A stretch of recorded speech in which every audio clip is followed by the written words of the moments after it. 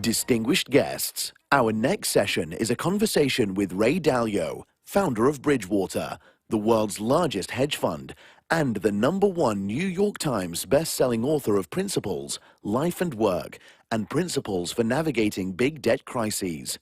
In his latest book, Principles for Dealing with the Changing World Order, he studied the rise and decline of nations over the span of 500 years. Please welcome on stage Mr. Ray Dalio and His Excellency Mohammed Abdullah Al-Gergawi, UAE Minister of Cabinet Affairs and Chairman of the World Government Summit.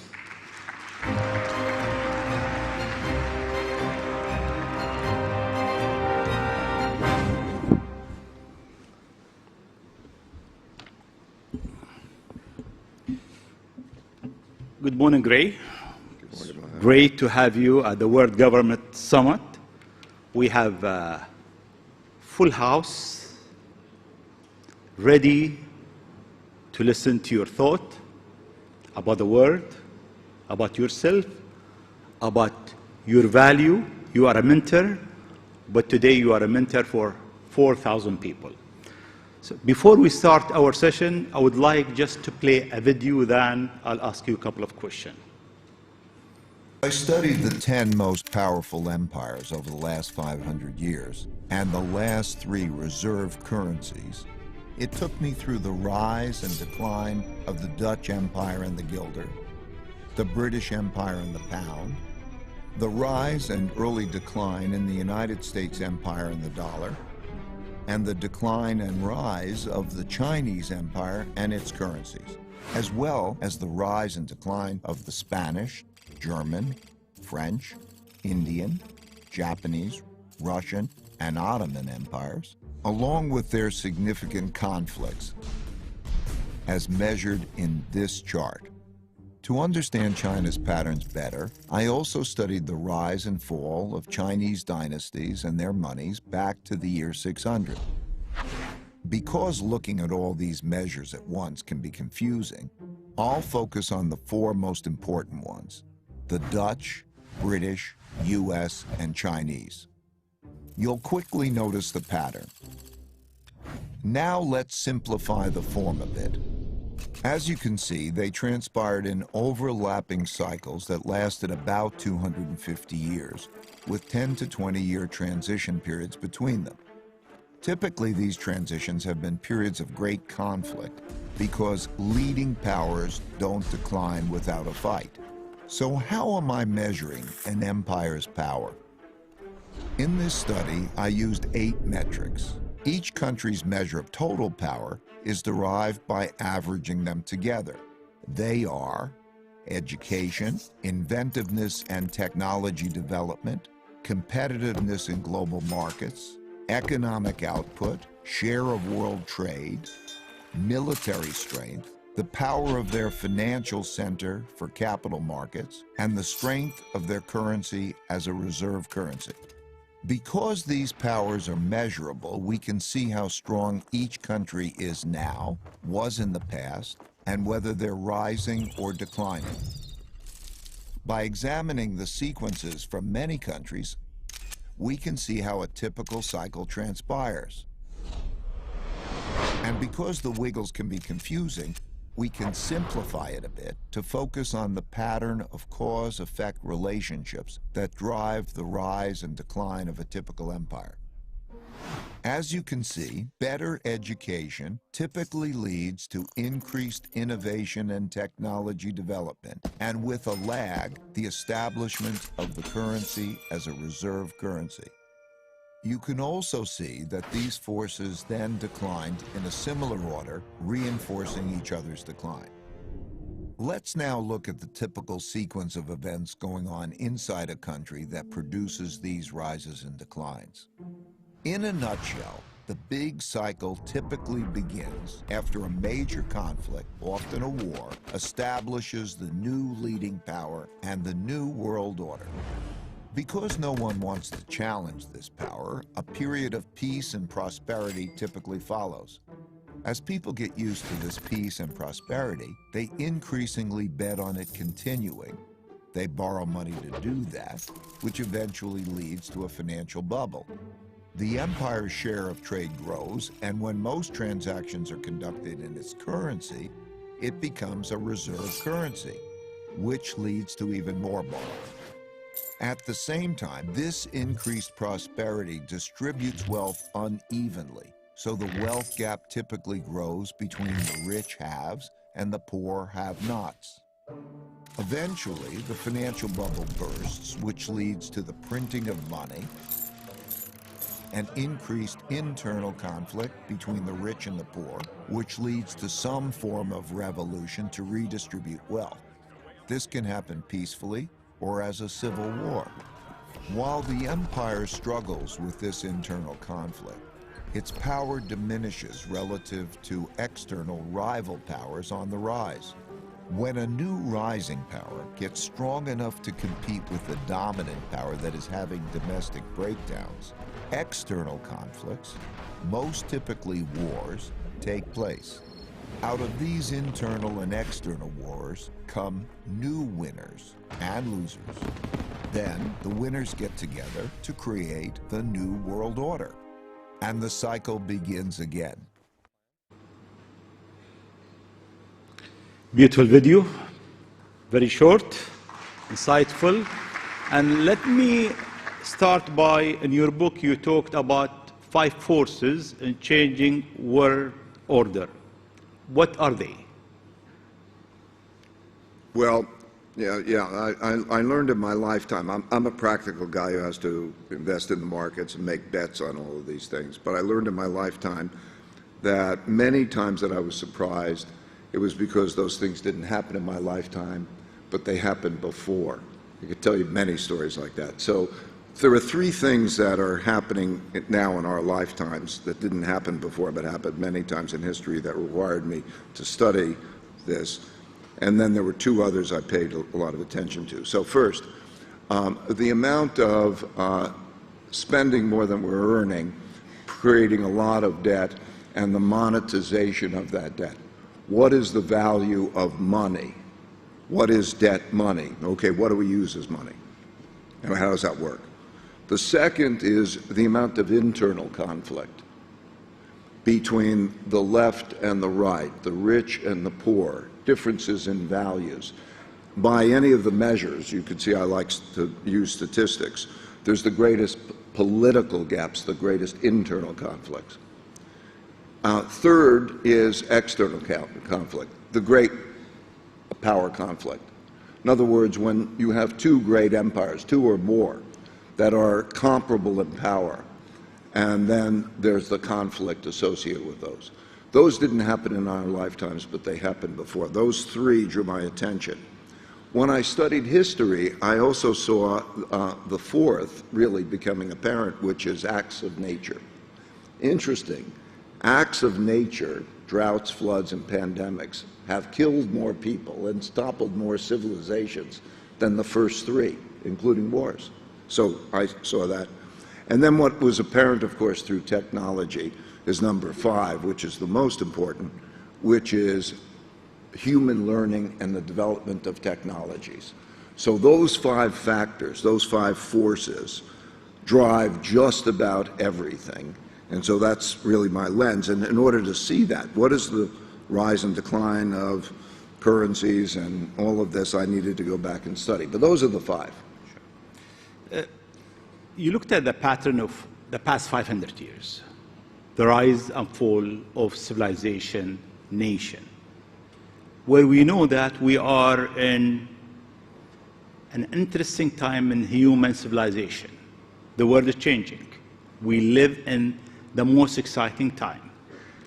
We know that the next 500 years will be different. The money will be different. Technology will disrupt everything. Economy will be different. So can you predict the same pattern that will happen?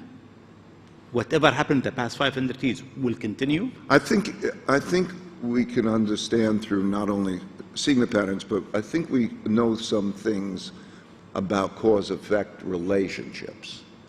And then again, what we don't know is much greater than what we do know. But I do think, like if we were looking at today, we would say Of course, the financial condition of a country, an individual, a company matters. Income statement, balance sheet, how are you doing? Productivity, that matters. We do know that how we are with each other, whether we're working well together and competing in a healthy way to raise productivity and our living standards, we know those things matter, and you can measure those and you can see those. We do know what the external conflicts are like. We see it every day. You can measure it in numbers and so on. Those things are timeless and universal. We do know that acts of nature will continue. And we do know, I think, that the greatest force of evolution through human inventiveness and technology. So we are at the brink of a new world in which the technologies are going to radically change a lot of the things that we know, but we don't know how. So when I look at all those things, I think we know what I just described, and then what we don't know is how we're going to think in the future, how our minds will work, how technology will evolve, and how that's going to have a ripple effect, which we're going to see radical changes over the next 5 years. Over the next 5 years, not 500 years. 5 years. 5 years, we're going to see it. Then if you take 5 years and you go to 10, the world is going to change in all of these respects in dramatic ways over the next 10 years, radically. I think we know those things. Exactly how that's going to play out and what? Okay. No, I can't tell you. Let me talk about today. You've been talking about United States, China. Who is winning the race? Well, there are a lot of races going on. I'll call them wars. There's a trade war and a technology war. There's a geopolitical influence war. There's an economic and capital war. And there's a military war. We are in the first 4 of those wars, and we're at the brink of a military war. Brink doesn't mean that we're going to go over the brink. Everybody, hopefully we don't go over the brink. But if we're taking those types of wars, it depends how long you want me to answer that, because I could go through each one of those. But the charts that were shown. So don't worry about the chart. I run the chart. Trade war. China's winning the trade war. If you just take the numbers, the percentage of world trade and dominance, the geopolitical war has become one in which not long ago the United States was a dominant power. It just had to express what it wanted and other countries would respond and so on. Now you go from country to country, and the constant question I get is China or the United States? And the answer to that question typically comes back. If it's economic, it's China. If it's military, the question is whether the United States will be there when we need them or not. That's a most common answer across other places. So there's a combination. So it's a heck of a competition. The technology war, very interesting in many ways. There are going to be amazing technologies developed by both places, and so you say in this way the United States is winning, and that way another winning, and there's going to be those competitions. The real winners, by the way, I think, are those who can tap into both, and the unaligned countries that are being able to do that. If you take the capital war and the economic war, it's, again, more China than the United States in that the growth rate is faster, and also we're seeing a change in now the denomination of currencies that trade and capital flows are in. We're beginning, which we didn't have before, we're beginning the internationalization of the renminbi as part of a process. Still, but the United States is dominant currently today in that area. Then in terms of military war, that becomes an interesting question. It's a hell of a competition. Yes. Let me go to the United States. And then I'll ask the same thing, same question about China. Is the threat for the United States external or an internal threat? The far greater threat is an internal threat, because basically, be strong. If you're strong and you're healthy, then you're going to be domestically and internationally well off. And so what we have is a deterioration of infrastructure, education, political conflict, leadership, those types of issues that are undermining it. You know, you could see the changes in the cities, New York, Chicago, and places like that, opiate issues, a lot of those problems, how people are with each other, is undermining the health. The United States, I was very lucky. I was born in 1949, 4 years after the New World Order began. And just the idea of that there was, I was raised by two parents who cared for me. I had public school education, and I came out to a country of equal opportunity in which anyone in the world could come and be a citizen, equally likely, a rule of law, fabulous environment. You could not compete in anywhere in the world that was like that. And that it has changed, and that has been a factor. So it's most importantly how we are with ourselves. Do we hold ourselves individually to a high standard in which you're productive and you contribute and you build a financial situation that's good? So how we are with each other is the dominant internally. The United States and a number of countries are at war with themselves, and that's affecting those things. So you have to fix those fundamentals. Is China in better shape for the same question? Very similar questions. Similar questions. You have two greatly different approaches to the world, right? So now,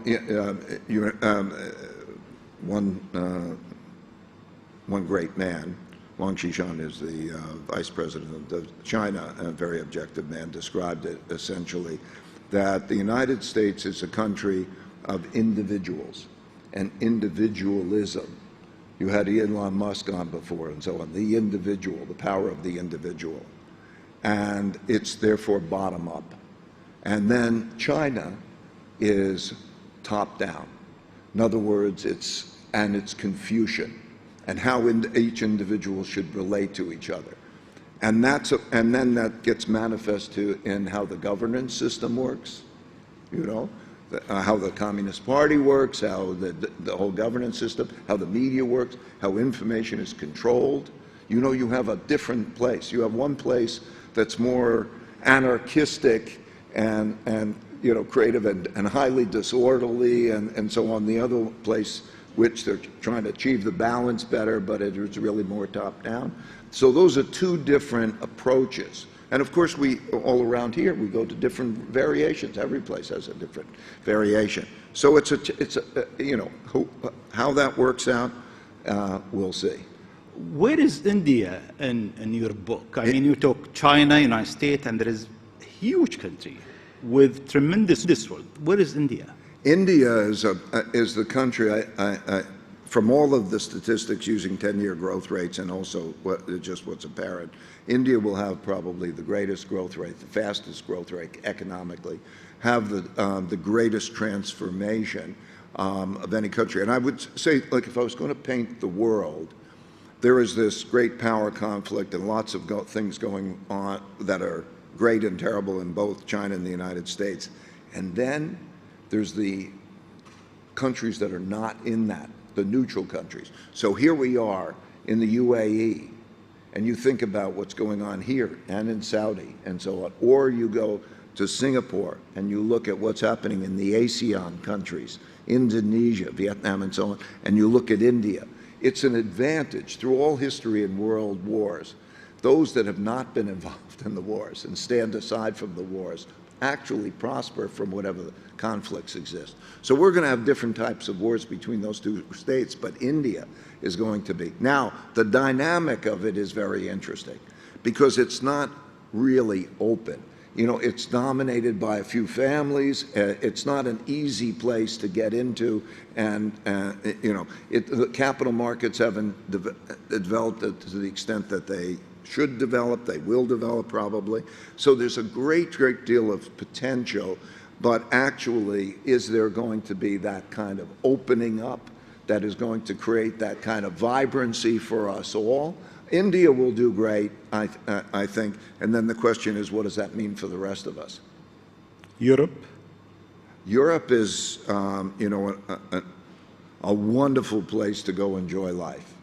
You know, it is beautiful. It's, and then on the other hand, you know, it's a collection of countries which are, by most measures, economically, militarily, politically, trade-wise, and so on, not competitive. It's old in terms, it doesn't have the vibrancy. If you were to think about what is necessary in terms of the technologies, let's say, only two areas now in the world, the United States and China, in terms of going to really the scale of the great technologies that we're talking about, having a revolutionary thing.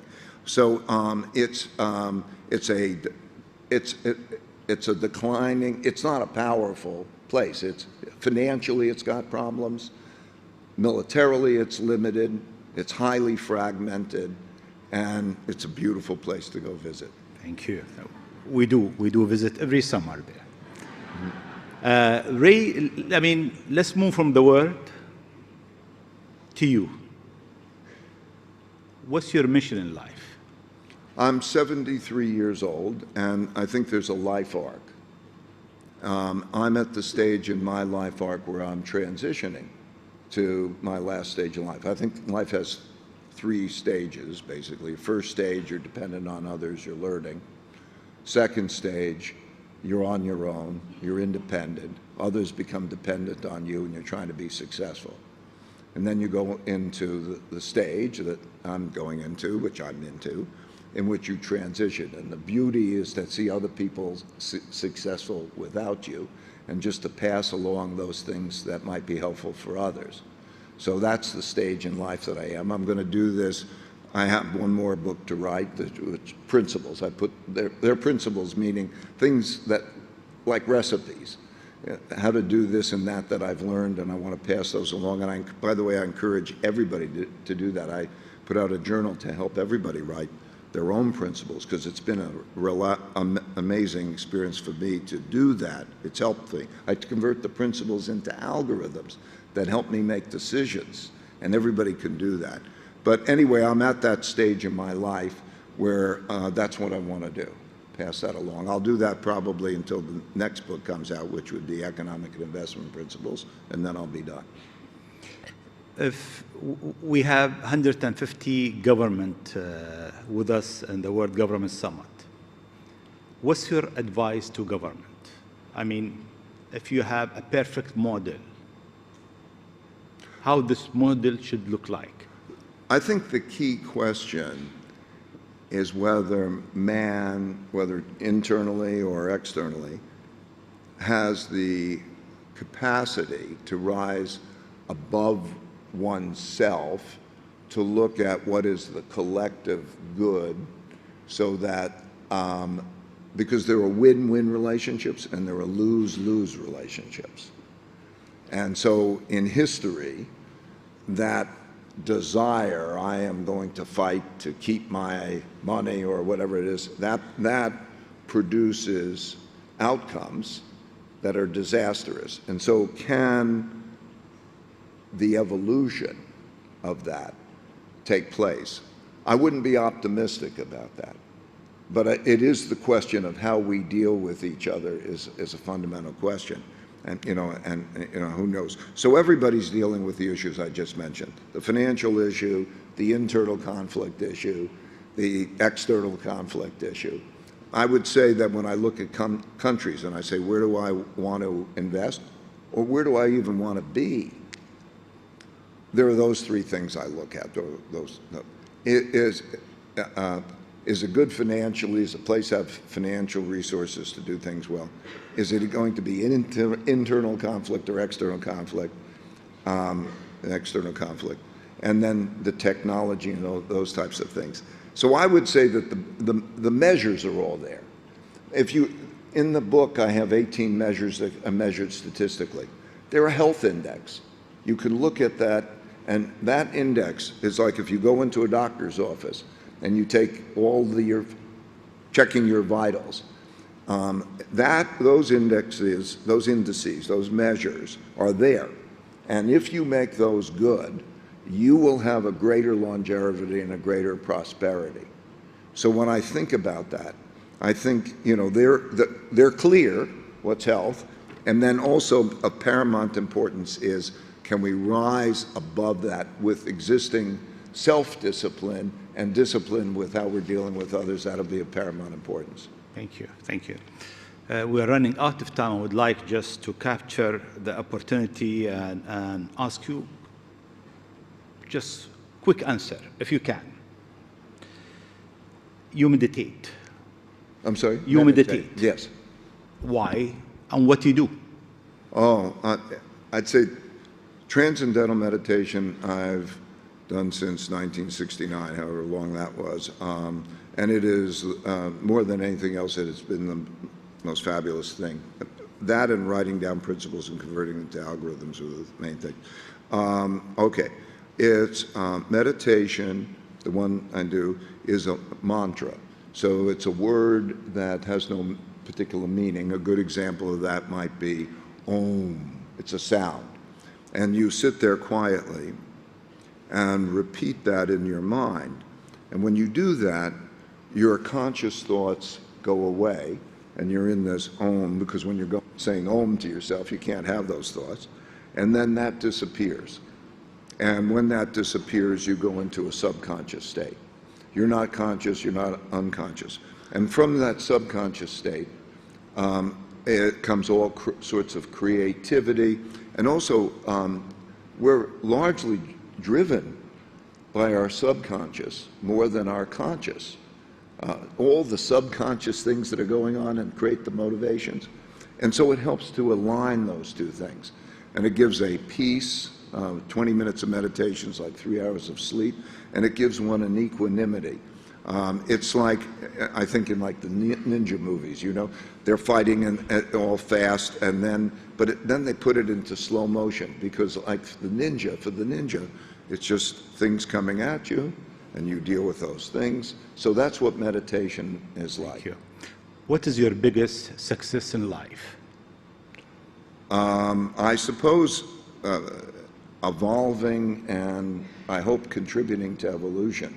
I think evolution is the only thing that's permanent, and is what we do. And we're all on a ride. And so I think that I've been on the ride. And so it's not money. It's not power or influence or anything. It's that, and then I think it's reflected in my family. Those kinds of things. Did you had failure? Oh, lots of failures. The biggest one? I'm a professional mistake maker. What was the biggest failure? Well, I mean, one I remember is in 1982, this changed my life. 1982, I had calculated that American banks had lent more money to foreign countries than those countries were going to be able to pay back. I thought there would be a big debt crisis. I spoke openly about that, and then Mexico defaulted in August 1982, and a number of countries started to default.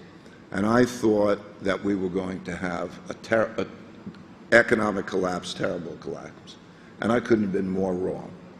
It was the exact bottom in the stock market, August 1982, when Mexico defaulted.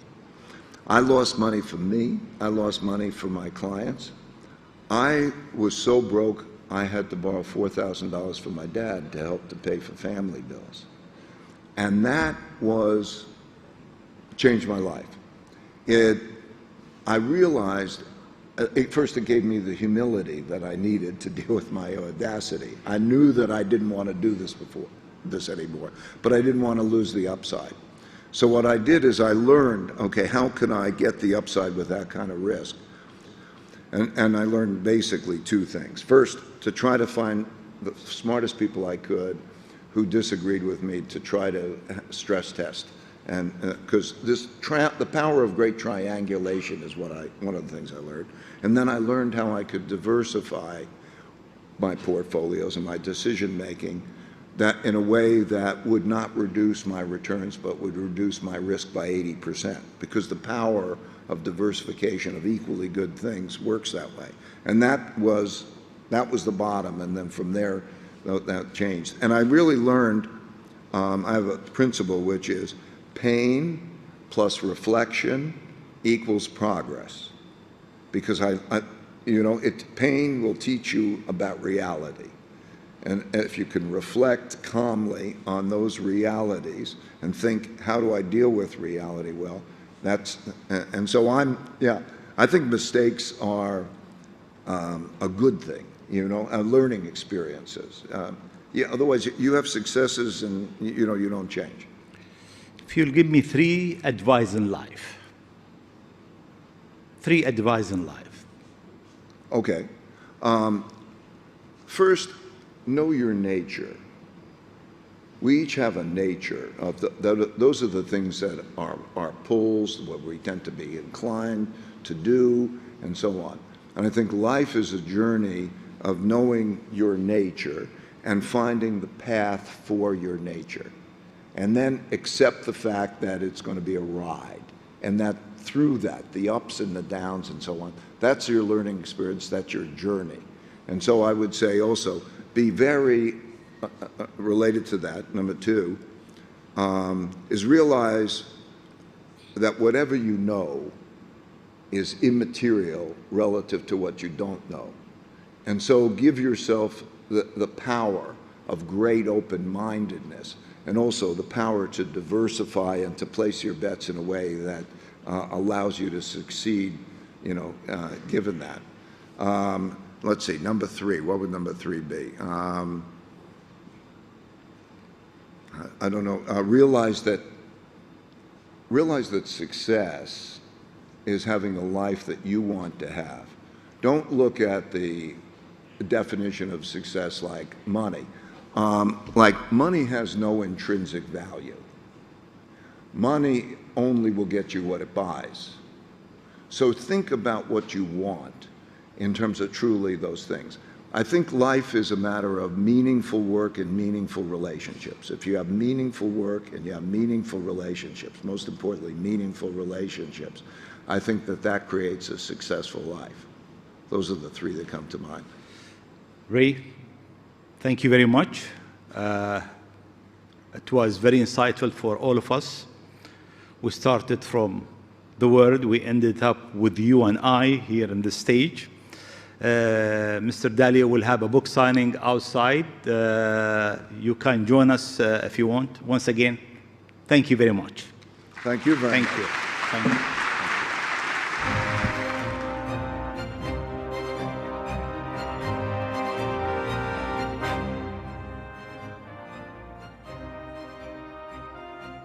الحضور الكريم، نستكمل باقي الجلسات في هذه القاعة ظهر هذا اليوم. إلى حين ذلك يمكنكم حضور الجلسات الأخرى المنعقدة بالتوازي في القاعات المخصصة لها. شكرا لكم. Ladies and gentlemen, we will resume our sessions in this hall this afternoon. In the meantime, you may attend other breakout sessions taking place at the dedicated halls. Thank you.